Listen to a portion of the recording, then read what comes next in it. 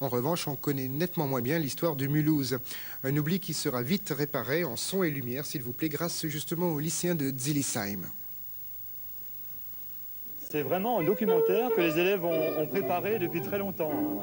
Et ça commence au Moyen-Âge et ça se termine jusqu'à l'industrie, jusqu'à l'industrialisation. Quelle joyeuse ambiance, quelle belle effervescence pour raconter l'histoire de Mulhouse en 5 tableaux. Un scénario écrit par Michel Tcham, raconté en allemand, français et alsacien. Il a obtenu le 2e prix du patrimoine du Cercle René Chiclet. Olivier Clarté du Totem Théâtre de Colmar essaye de mettre en espace plus de 300 figurants, des élèves de la 7e à la seconde.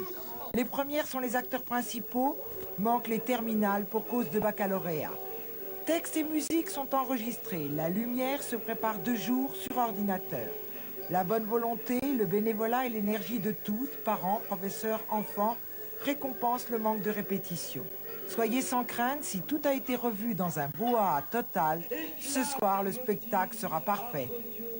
Du siècle des Lumières, sortilège de l'Indienne, sortilège de l'Indienne. Sortilège de l'Indienne, c'est la nouvelle activité de Mulhouse du XVIIIe siècle qui a bouleversé les habitudes d'une petite ville au milieu de terres étrangères, françaises d'ailleurs, et qui en quelques années, grâce à cette nouvelle activité, a pu rattraper Colmar et devenir la capitale industrielle de l'Alsace.